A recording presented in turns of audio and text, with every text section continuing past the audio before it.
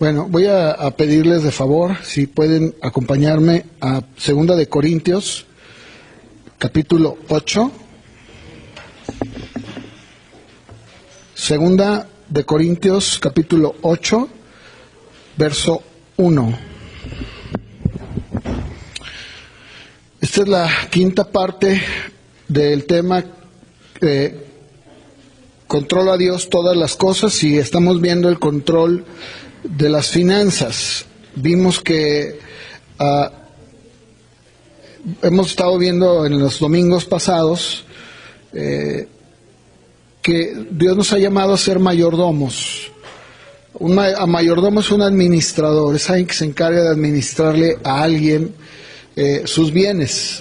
La Biblia dice que nosotros somos administradores, pero vimos la semana pasada que la Biblia dice que se nos llama a ser fieles como mayordomos.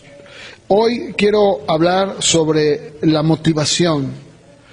¿Qué debe ser la motivación? Cuando nosotros damos, ¿qué debe de movernos? ¿Qué debe ser lo que nos mueve a decir voy a dar? El día de hoy, desafortunadamente, muchos obligan o fuerzan a las personas a dar, pero eso no es correcto. Nunca se debe de forzar a nadie, porque cuando nosotros empezamos a forzar, a obligar, entonces ya no es la motivación correcta. La Biblia, ahorita lo vamos a ver, nos dice cómo es que debemos de hacerlo y por qué, ¿verdad? ¿Por qué debemos de hacerlo? A otros les han enseñado, ¿verdad? Y de hecho han abusado diciendo, si tú le das al Señor cierta cantidad, Él la va a triplicar, cuatriplicar, ¿verdad? Entonces, ahí también hay una situación incorrecta, porque es verdad, la Biblia lo enseña, y lo voy a enseñar también, yo creo que la semana que entra, que efectivamente es cierto que cuando tú das, el Señor te bendice, eso es un hecho, pero no tampoco significa que entonces yo voy a ver a Dios como si fuera una caja de ahorro, o si fuera alguien que me va, pues entonces yo voy a darle para que Él me dé más, ¿verdad? Si le doy 200, no, pues me va a regresar 600, no, sí, yo quiero darle, no. Vamos a verlo, pero la semana que entra, ¿verdad? Ese tema, pero lo que estoy diciendo es que a muchos les han enseñado que si tú das, Dios está obligado a dar. No, eso no es verdad. Dios no está obligado a dar absolutamente, ¿verdad? Porque Él es Dios. Ahora, pero vamos a ver qué dice la Biblia sobre la motivación. O sea, qué es lo que debe de llevarnos a cada uno de nosotros a dar. Debe haber algo que nos mueve a dar. No es solamente el dar, no. De fondo, aquí en 2 de Corintios 8:1, el apóstol Pablo nos enseña cómo es, o más bien, qué es lo que nos debe de mover. Dice 2 de Corintios 8:1, hermanos, quiero contarles acerca de la gracia que Dios ha derramado sobre las iglesias de Macedonia, cuya generosidad se desbordó en gozo y en ricas ofrendas, a pesar de su profunda pobreza y de las grandes aflicciones por las que han estado pasando. Yo soy testigo de que ellos han ofrendado con espontaneidad y de que lo han hecho en la medida de sus posibilidades e incluso más allá de estas. Insistentemente nos rogaron que les concediéramos el privilegio de participar en este servicio para los santos. Aquí el apóstol Pablo le escribe primeramente a los corintios, una iglesia que se encontraba en una parte muy, muy diferente de los macedonios. ¿Por qué está escribiendo Pablo? Bueno, hay que leer la epístola, pero les voy a decir que Pablo le pide a los corintios una ofrenda para los cristianos que están en Jerusalén y que económicamente estaban pasando por una situación muy, muy, muy difícil económicamente, y él les pide a las iglesias, les dice que las iglesias de Macedonia era una región Y dentro de esta región había iglesias de las cuales nosotros tenemos ahí en la Biblia cartas. Por ejemplo, la epístola de los Filipenses estaba en Macedonia. La carta de los Tesalonicenses estaba en Macedonia. Primera y segunda de Tesalonicenses estaban en Macedonia. O sea, eran iglesias que estaban dentro de una región, como si dijéramos el estado de Jalisco, y dentro de Jalisco está la ciudad de Guadalajara, la ciudad de Ciudad Guzmán, está Tepatitlán, ¿verdad? Y muchas otras ciudades. Bueno, Macedonia comprendía algunas de estas iglesias que el día de hoy nosotros tenemos acceso a ellas. Y vamos a ver que Pablo les dice a los corintios, pues que había algo que estaba moviendo a los macedonios, a estas iglesias, a esta región de Macedonia. Y si ustedes se fijan, primero, bueno, nos habla de lo que los movió. Si se fijan ustedes en el versículo 1, dice: hermanos, también queremos contarles acerca de la gracia que Dios ha derramado sobre las iglesias de Macedonia. El punto importante, la clave de todo lo que vamos a tocar el día de hoy, se llama gracia. Gracia. Esa es la palabra clave dentro del texto. Dice: hermanos, las iglesias, queremos contarles de cómo la gracia de Dios se ha derramado sobre las iglesias de Macedonia. Las iglesias de Macedonia estaban pasando por una tribulación muy difícil. Estaban pasando por una situación en donde sufrían el acoso, sufrían de parte de sus vecinos, de parte de la gente, sufrían una persecución tremenda. Sin embargo, dice que Pablo testifica que estas iglesias, a pesar de su situación por la que estaban pasando, la gracia de Dios, dice, se ha derramado. Y aquí el punto importante, les decía, es precisamente darnos cuenta qué es la gracia. La pregunta es, ¿qué es la gracia? Porque si no entendemos qué es la gracia, entonces ya perdimos todo el sentido del texto. ¿Qué es la gracia? ¿Alguien me puede decir qué es la gracia? Cuando hablamos de la gracia de Dios, ¿qué es? Un regalo inmerecido, pero bueno, ok, ¿qué más? ¿Alguien más? Gracia. ¿Qué es gracia? ¿Qué es? Cuando decimos la gracia, por gracia fuimos salvos. ¿Un perdón? Bondad, que serán sinónimos, ¿verdad? ¿Alguien más? Gracia. ¿Mande? Las bendiciones de Dios, podría ser también como un sinónimo, ¿verdad? Una bendición de Él.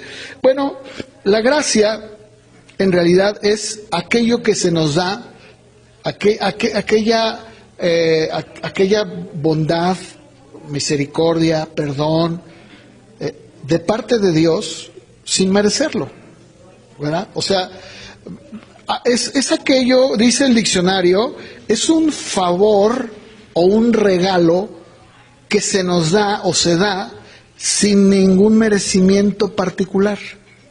O sea, ¿por qué Dios te perdonó? Por gracia.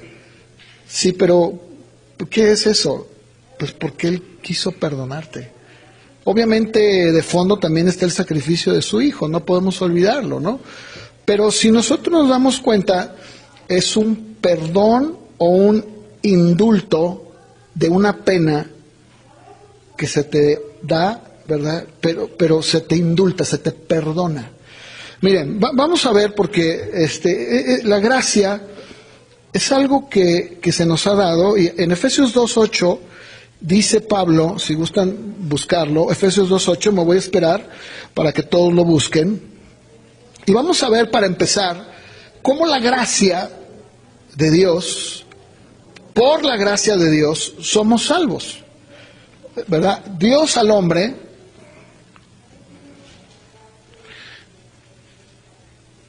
le ha dado el perdón por medio de la gracia. Gracias. Dice Efesios 2:8, ciertamente la gracia de Dios los ha salvado por medio de la fe. Esta no nació de ustedes, sino que es un regalo de Dios.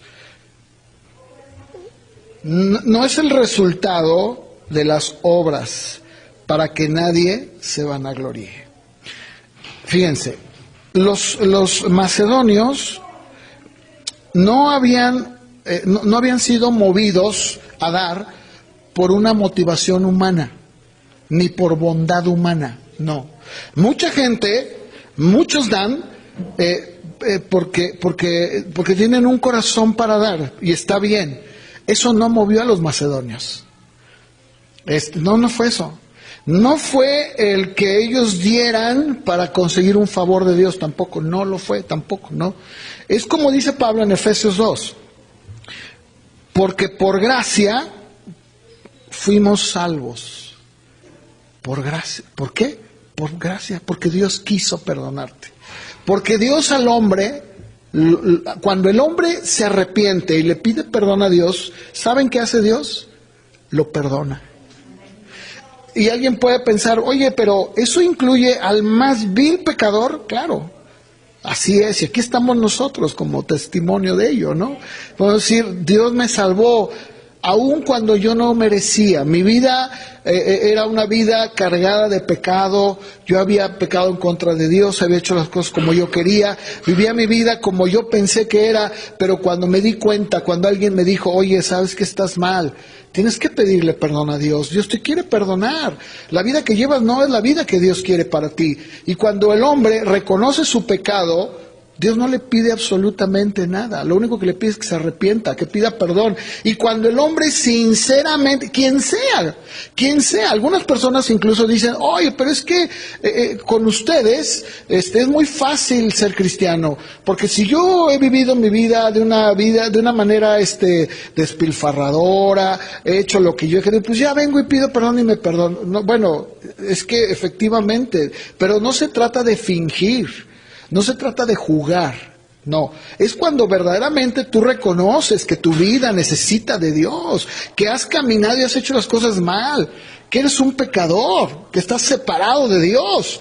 Cuando el hombre, quien sea, no importa, aun cuando la gente se burle, pero la realidad es que si un hombre, quien sea, porque déjenme decirles algo, para Dios no existe un pecado grande y pecado chico.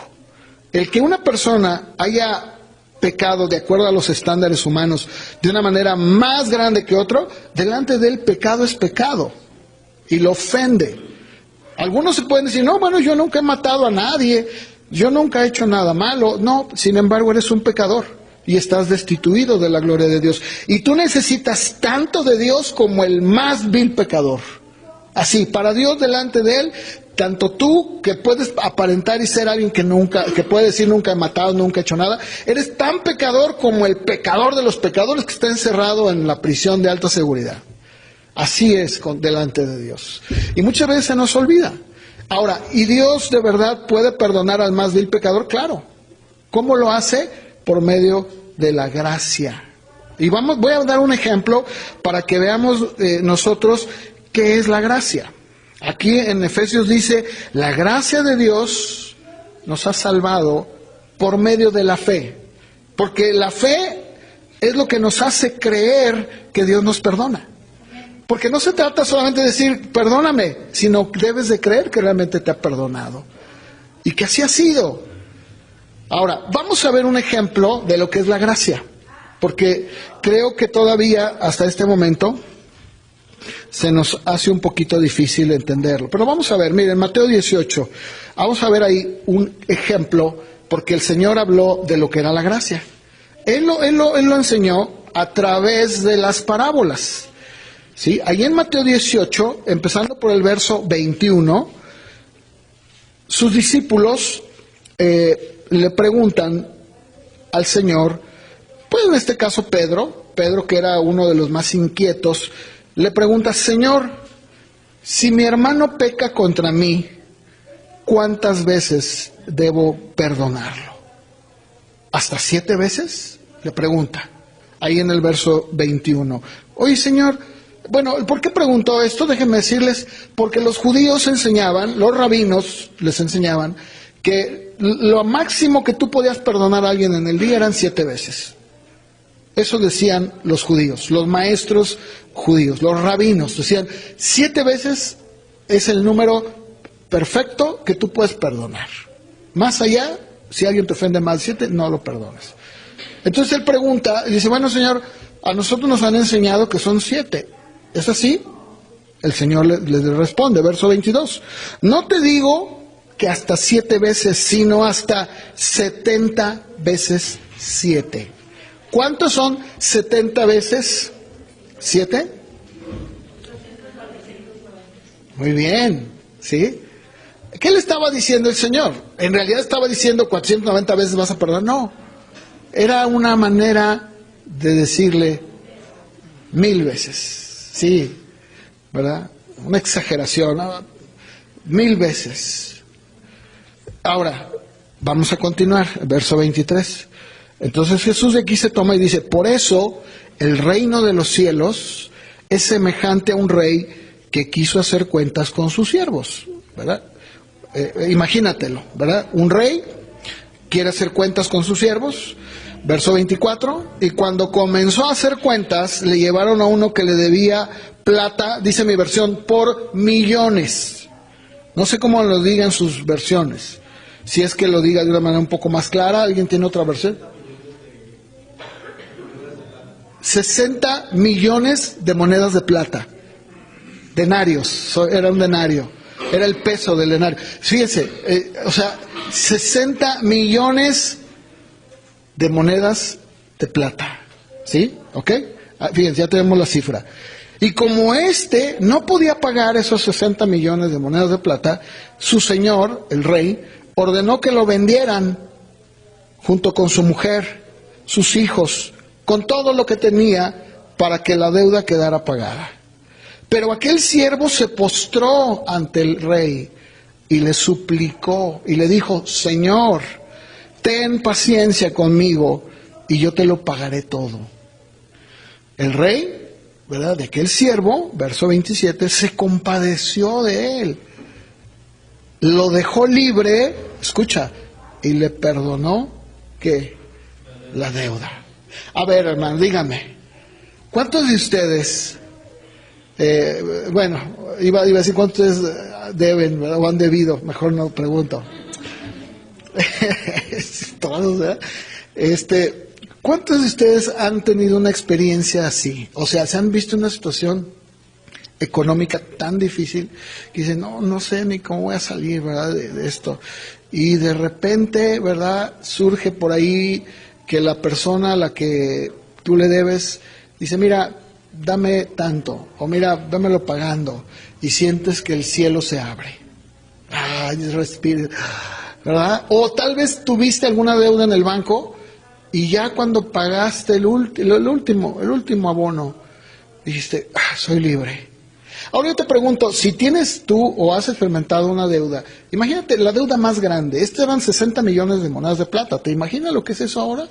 Aún el día de hoy, 60 millones de monedas de plata es un dineral, eso es todo, sí, es un dineral. Ahora, imagínate tú que tú tienes una deuda así y vienen por ti, porque esto era legal, lo que el rey estaba haciendo era legal.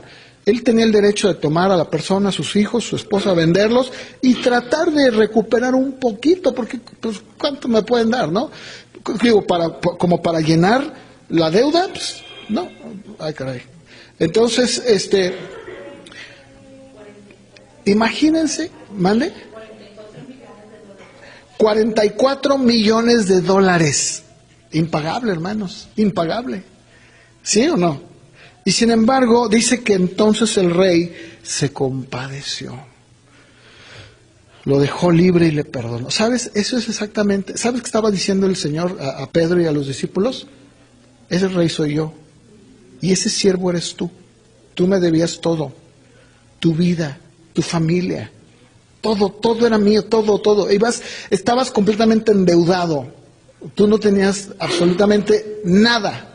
Sin embargo, yo te perdoné. ¿Por qué? Porque me pediste, perdóname, Señor, mira, no sé qué hacer. Yo te perdono. Dice, y lo dejó libre. Eso es gracia. Eso es gracia. No hay nada que tú hayas hecho. Simplemente al rey le plació perdonarte. Así, te perdono, eres libre. Eso es gracia. Y sigue diciendo, porque aquí viene el otro lado, dice, cuando aquel siervo salió, verso 28, se encontró con uno de sus consiervos, que le debía 100 días de salario. ¿Cuánto dice ahí que eso era lo que le debía, si lo tienen? 100 monedas, comparadas con las 66 millones de monedas de plata, ¿qué son? Nada. Y agarrándolo por el cuello, le dijo, págame lo que me debes. Su consiervo se puso de rodillas, exactamente igual que él, y le rogó, ten paciencia conmigo y yo te pagaré todo. Aquel no quiso, sino que lo mandó a la cárcel hasta que pagara la deuda. Cuando sus consiervos, o sea, los que estaban ahí con ellos, vieron lo que pasó, se pusieron muy tristes y le fueron a contar al rey lo que había pasado. El rey, verso 32, le ordenó presentarse ante él y le dijo, oye, siervo malvado, yo te perdoné toda aquella gran deuda porque me rogaste. ¿No debías de tener misericordia de tu consiervo como yo la tuve de ti? Y muy enojado, el rey lo entregó a los verdugos hasta que pagara todo lo que debía. Dice, así también mi Padre Celestial hará con ustedes si no perdonan de todo corazón a sus hermanos. ¿Se fijan? La gracia es lo que Dios nos otorgó, ese perdón, ese indulto, porque Él quiso. Oye, pero ¿qué hiciste? No hice nada. Él me perdonó. Dios perdona al más vil pecador cuando el hombre se arrepiente y le pide perdón. Dios por gracia lo perdona y dice, sí te perdono. ¿Sí? Eso es gracia. Ahora, si nosotros regresamos a 2 de Corintios 8, verso 2, nos vamos a dar cuenta que lo que movía a los macedonios era la gracia de Dios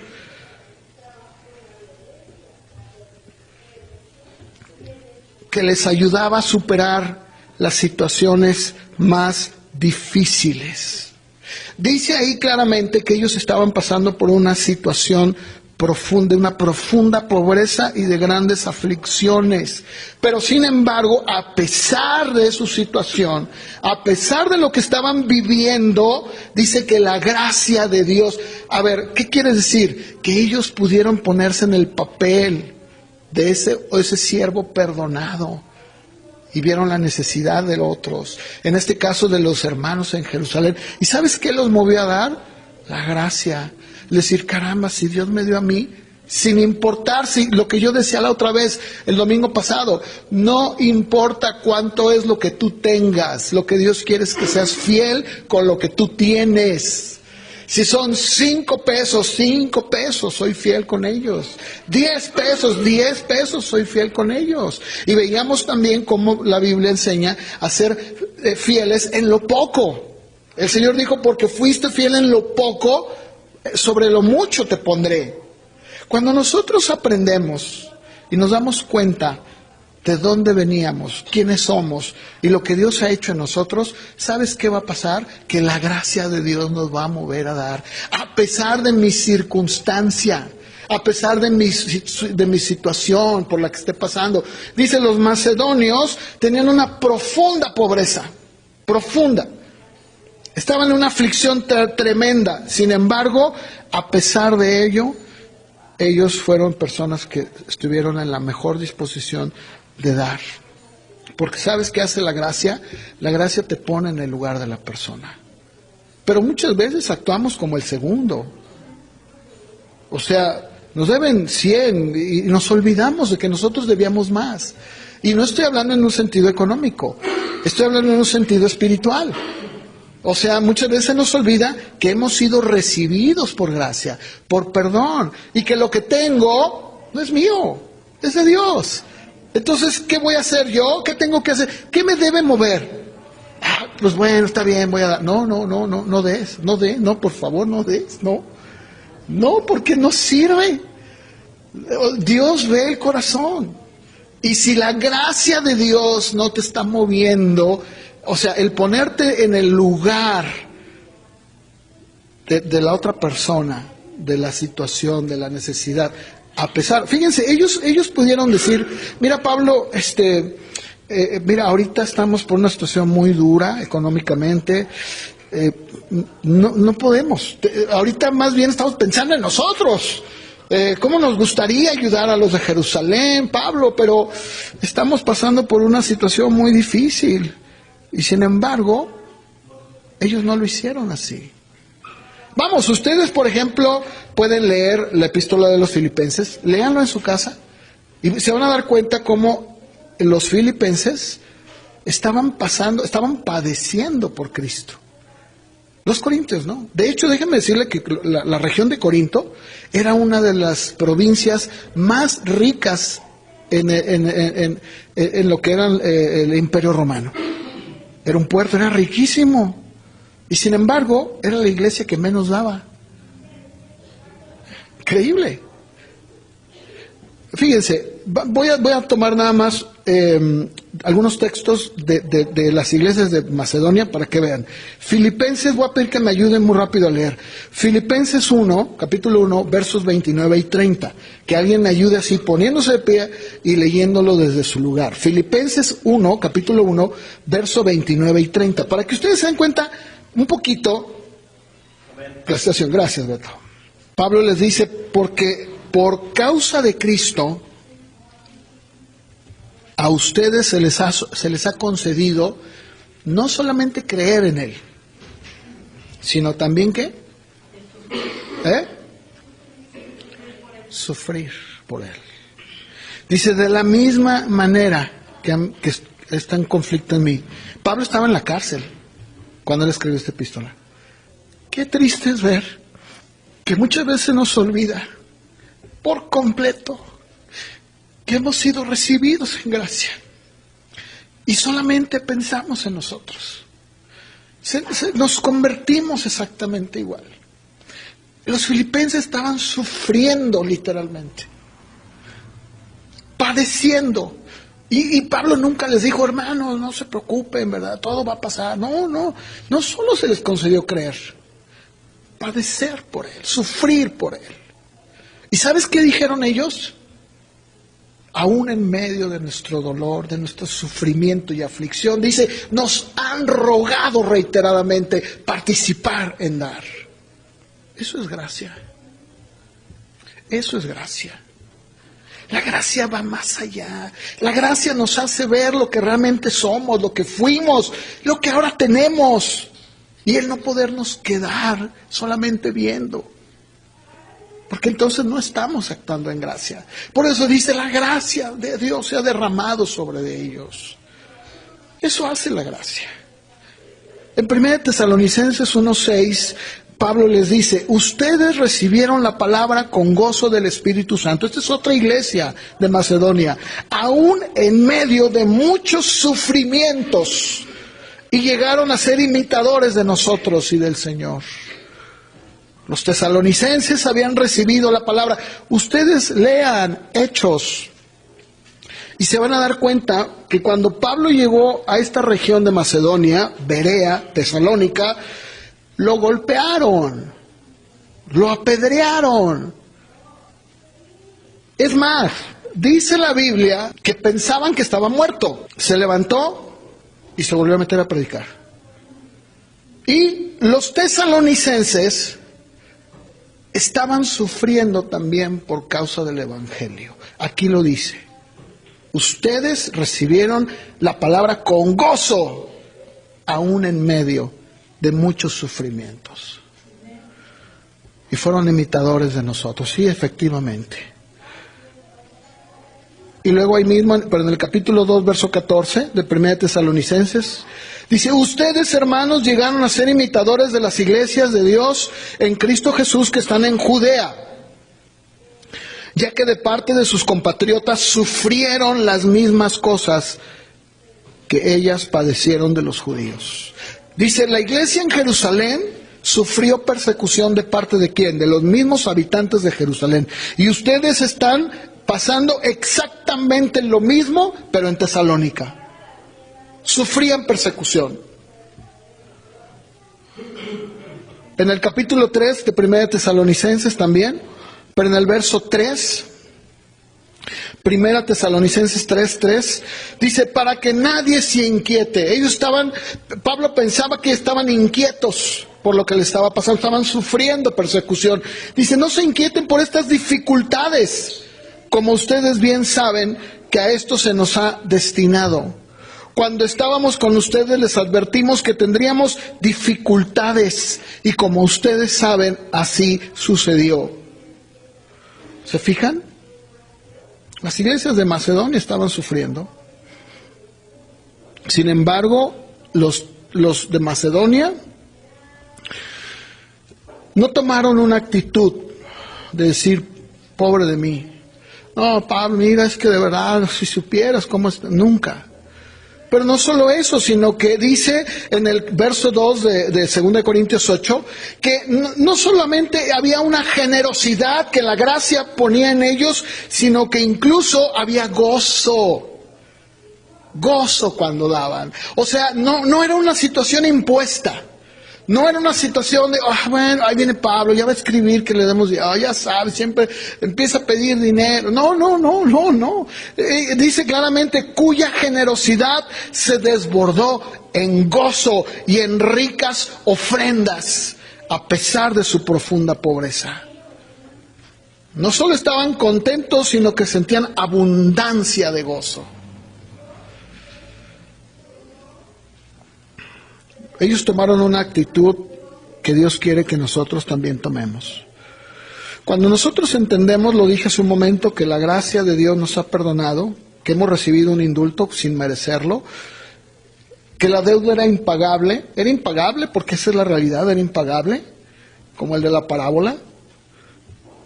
Entonces debemos nosotros de entender y de permitir que la gracia de Dios nos mueva a dar. Ahí en Hechos 20:35, esto no sabemos cuándo lo dijo, no hay un registro en los evangelios de esto, pero Pablo, que estuvo con el Señor, obviamente que estuvo con él y lo supo, lo oyó, lo escuchó, y él dijo, porque hay más bendición en dar que en recibir. ¿Sí? Y eso es cierto. Pero todo esto es la gracia de Dios. Por eso les decía, ¿cuál debe ser el motivo? ¿Por qué doy? Porque te dicen, no, porque tengo que hacer, no, tampoco. Porque la gracia de Dios me mueve a dar. Incluso fíjense que no solamente daban con gozo, sino que dice en el mismo versículo 2 de 2 Corintios, que eran generosos sin límite. O sea, dice, su generosidad se desbordó en gozo, dice, y en ricas ofrendas. ¿Cuánto dieron? No lo sabemos. Lo que sí es un hecho, y esto lo estaba yo leyendo en algunos testimonios de misioneros que han estado en países muy pobres y en países muy ricos, dicen, la mayoría de los países pobres son los que dan más que los países ricos.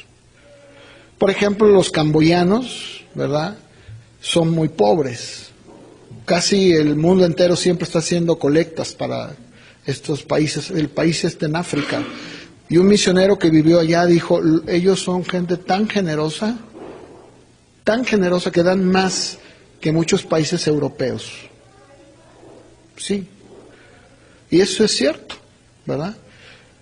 ¿Por qué? Porque muchas veces, yo lo decía, se nos olvida que tenemos que nos debe de mover es la gracia de Dios, la gracia de Dios.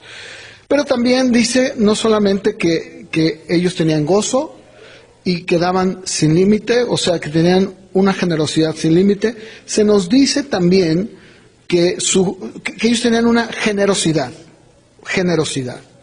Esto es importante, la generosidad de los macedonios no estaba basada ni en el dinero, ni en las posesiones o en los bienes que tenían. No, no eran ricos, de hecho, ya lo vieron conmigo, no eran ricos. Más bien, sus corazones eran ricos en generosidad, o sea, en liberalidad. O sea, abrían las manos, no las cerraban, las abrían con lo que tenían. Lo que tengo, lo doy. Ahora, ¿qué es la generosidad? Bueno, el diccionario dice dadivoso, liberal, franco. Y fíjense ustedes que algo muy interesante es que generosidad, como lo usa Corintios 8.2, generosidad, no sé cómo lo digan sus versiones, en 2 Corintios 8.2, cuya generosidad, dice mi versión, no sé cómo lo digan en algunas de ustedes. ¿Alguien lo tiene? ¿Qué dice? 8.2, su generosidad, generosos. ¿Alguien tiene otra que diga de otra manera? Muy felices, podría ser, ¿no? O sea, bueno, fíjense, esta palabra generosidad en el griego, liberalidad, son sinónimos. Generosidad y liberalidad, fíjense, lo contrario en el griego a generosidad es duplicidad. Y alguien puede decir, a ver, ¿cómo? No entiendo. Bien, duplicidad es doblez o falsedad. Lo voy a explicar. La generosidad o la liberalidad, como decía Armando, es la actitud que se tiene sobre la duplicidad. Y cuando hablamos de duplicidad, hablamos de alguien que tiene un ánimo doble, es inconstante. A ver, vamos a ver, Santiago, capítulo 1, voy a pedir que me ayuden. Santiago, capítulo 1, versos del 6 al 8.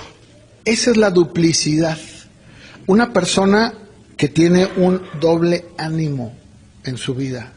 O sea, generosidad y liberalidad son lo contrario a alguien que dice, si doy, no, pero no, y si no me va a alcanzar, no, pero alguien que duda.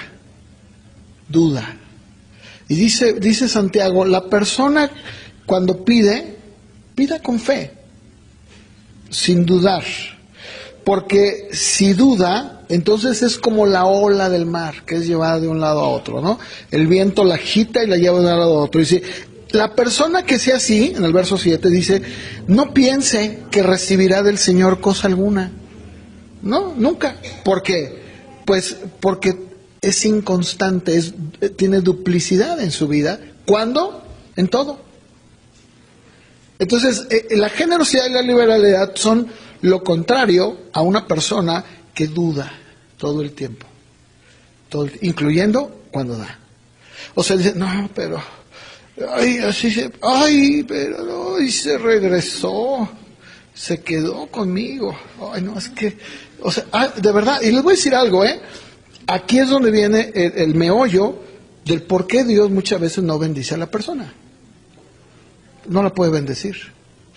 Y no estoy hablando de que da todo, ¿verdad? Y quédate sin nada. No estoy hablando de eso. No estoy hablando del abuso que muchas veces se da. No. Estoy hablando de alguien que con fe da y dice, yo creo que Dios tiene mi provisión. A ver, los macedonios, por eso estamos viendo este ejemplo, eran gente pobre, eran gente que sufría, eran gente que estaba en tribulación y fueron los primeros que le dijeron a Pablo, dice, nos rogaron participar en esta ofrenda. ¿Y los corintios? Hombre, estos eran, pero por eso les pone, dice, oigan, ¿cómo es posible? Las iglesias más pobres, los que sufren, los corintios no tenían persecución. Ellos vivían y eran ricos. Dice, oye, ¿cómo es posible? Pues sí, porque una persona que no es generosa, que no da con liberalidad, es una persona que siempre tiene un doble ánimo. Y dice Santiago, la persona que es así nunca va a recibir nada. Entonces los macedonios eran ricos de tal manera que sobreabundaban en determinación, en generosidad, en liberalidad. Cuando nosotros debemos de dar precisamente movidos por la gracia de Dios, sabiendo que Dios va a bendecirnos. Pero si tú estás pensando, bueno, sí voy a dar, pero me lo regresas. No, espérame. No, a ver, No, ya no, pues mejor no des. ¿Me explico? No, es creer. Señor, gracias, yo sé, tú vas a proveer, tú tienes mis necesidades cubiertas. No voy a estar, a ver, bueno, te lo doy, pero ya a la vuelta de la esquina ya quiero que me llegue lo que te di. No. Ahora, termino con esto, ¿verdad? No, tal vez no seamos ricos, tal vez, es más, no lo somos, ni en posesiones ni en bienes. Pero de algo estoy seguro, que si nosotros de verdad entendemos lo que es la gracia y permitimos que el Espíritu Santo nos ayude a ser personas generosas, a ser personas que a pesar de nuestra situación estamos dando de manera desinteresada, teniendo un corazón generoso como el de los macedonios, Dios siempre va a bendecir a alguien así, siempre. La semana que entra voy a hablar de ese tema, porque cuando nosotros damos así, como lo acabo de enseñar ahorita, como lo acabo de predicar, ¿sabes qué es lo que Dios va a hacer siempre? Te va a bendecir. Y Pablo lo enseñó. Que se ha abusado de eso es otra cosa. Pero el hecho de que se haya abusado de la gente y que muchas veces sí les hayan quitado su dinero o les obliguen, no significa que el principio de Dios sigue siendo el mismo que dijo, ¿verdad? Yo te voy a bendecir. Porque les voy a decir algo, Dios nunca se queda con nada. Y las personas que están aquí, que saben de lo que estoy hablando, pueden dar testimonio y decir, sí es cierto, yo lo he visto. Alguien dijo, cuando nacemos, ¿verdad? Nacemos con nuestras manos cerradas, ¿verdad? Sí. Y cuando nos morimos, ¿cómo morimos? ¿Tú quieres de verdad la bendición de Dios? ¿Tú quieres de verdad decir, quiero caminar en la bendición? Yo prediqué el 31, yo hablé de las decisiones, tomar decisiones. Yo les dije, ¿por qué Dios no bendice? Porque tomas decisiones incorrectas. Y yo te puedo decir que también, si tú no eres una persona que da con gracia, que da con determinación, con generosidad, con liberalidad, Dios nunca te va a bendecir. Lo digo en serio. Por eso dije, porque yo sé que el Espíritu Santo conoce a las personas que están aquí, las que saben de lo que estoy hablando. Miren, hay personas que no son ricas, pero todo el tiempo tienen. ¿Por qué? Porque son personas que dan de gracia. Si la gracia no te mueve, nada te va a mover. Nada. Por eso yo te animo, cada vez que tú des, da con gracia. Sí, Señor, gracias. Yo no estoy diciendo, da todo, deja tu cartera. No, esa es otra cosa. No, ese es abuso, esa es manipulación. Yo no estoy hablando de eso.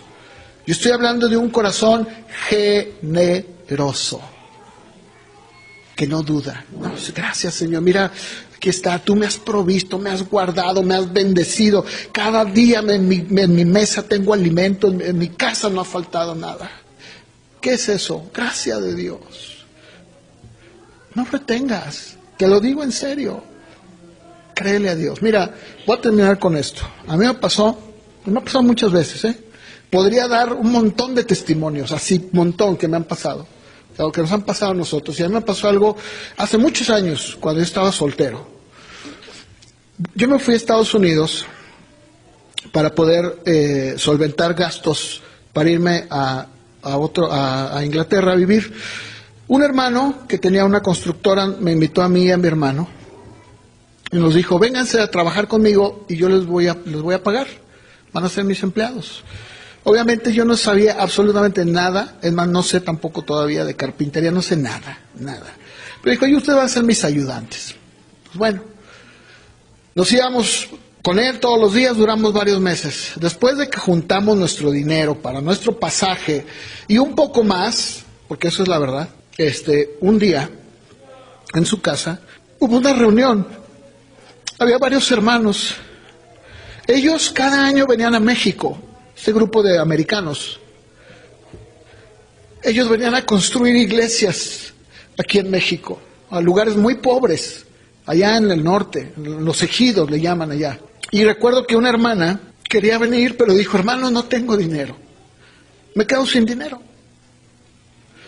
Y dijeron, ¿cómo? ¿Pero qué pasó? Pues mi esposo se quedó sin trabajo. Y era un grupo de hermanos que espontáneamente, nadie les decía, juntaban dinero y venían y construían casas en México. No cobraban, venían y construían casas y se iban.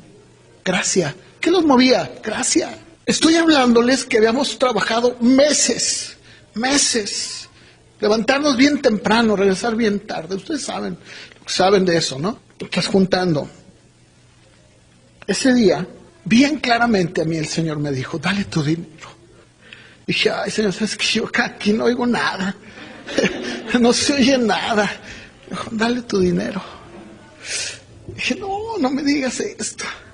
Señor, son meses. Es el avión. Es comida. Dale tu dinero.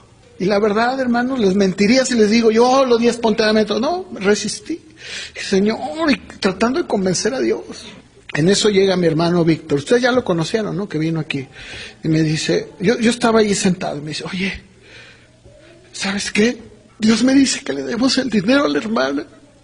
Y dije, ay, no es posible. No, pues si es Dios. ¿A dónde me muevo? Dije, ¿qué? Dice, Dios me está diciendo que le demos nuestro dinero a la hermana. Dije, híjole, no, pues ya también le dijo a él, ¿verdad? Y le digo, pues, ¿cómo ves? No, dice, pues, híjole, ¿verdad? Dijo, mira, bueno, vamos a creerle a Dios. ¿Tú crees que es de Dios? Claro, tú, yo también. Pues dáselo, y ya juntamos en un sobre. Digo, hermana, mire, pues aquí está nuestro dinero, hermana. Dios nos habló a mi hermano y a mí, ¿cómo ve? No, soltó a llorar. Ay, hermano, gracias. Estaba feliz. Dijo, no, pero ¿cómo lo voy a tomar? Si eso, no, usted tómelo. Y ya nosotros estábamos bien tristes. Tómelo, hermano. Bien contenta la hermana. Ay, gracias, no, y llorando, se abrazaron. No, tranquila, no pasa nada, pues gloria a Dios, ¿verdad? Bueno, ya, pues total, nos fuimos al cuarto, hicimos la reunión, se terminó, fuimos al cuarto y estábamos los dos, ¿verdad? Y estábamos así como, ¿qué vamos a hacer? Y llegó el hermano, el dueño. Dice, hermanos, pues, qué bueno, dice, me da gusto, yo les voy a dar un mes o 2 meses, no me acuerdo, de trabajo más. Y les voy a pagar el doble. Ay, pues gracias, hermano. Dije, pero aún así no nos va a alcanzar. Pensamos, ¿verdad? Dije, no, pues gracias, Dios sabe, gracias.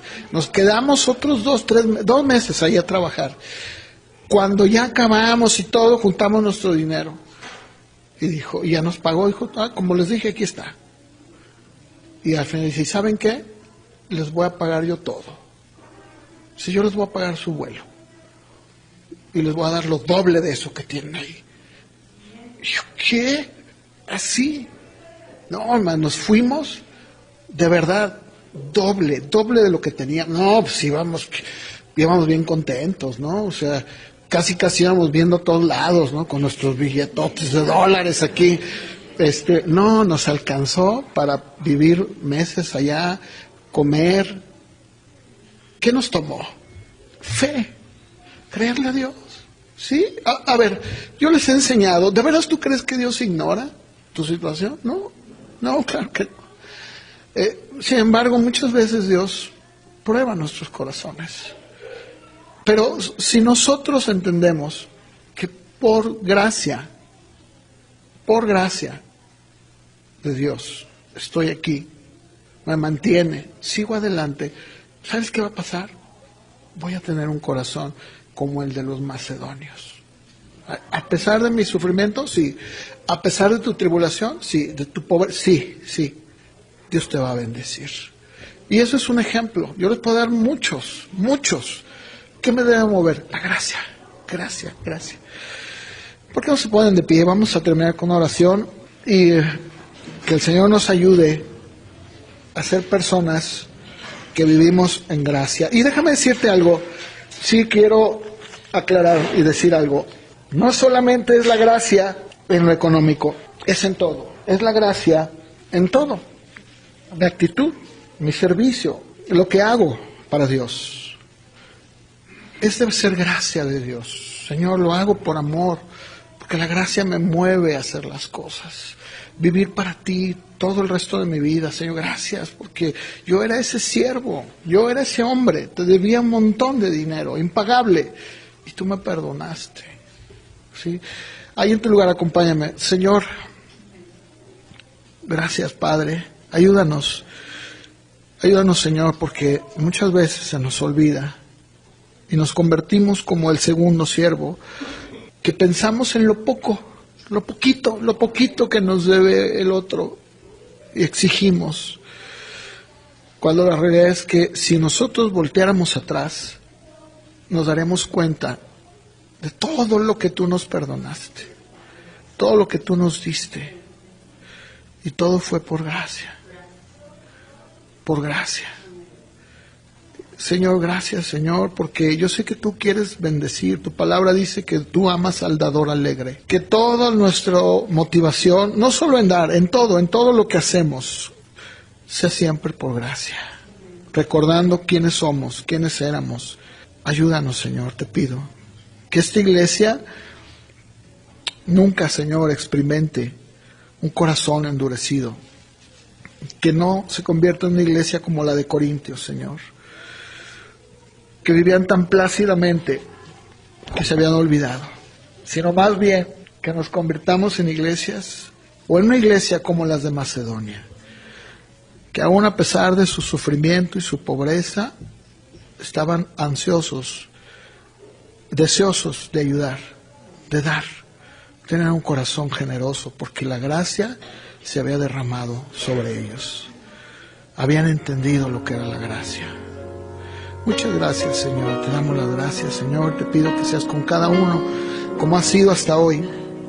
Yo te pido también, Padre, yo sé que tú tienes el control, pero te pedimos por esta situación que está habiendo en nuestro país con la gasolina. Te pedimos, Señor, que tú obres en nuestro presidente, obra en todos los que están con él. Que podamos ver, Señor, que nuestro país vuelve otra vez a tener, Señor, pues su cauce. Las empresas, los negocios, las escuelas, todo necesita, Señor.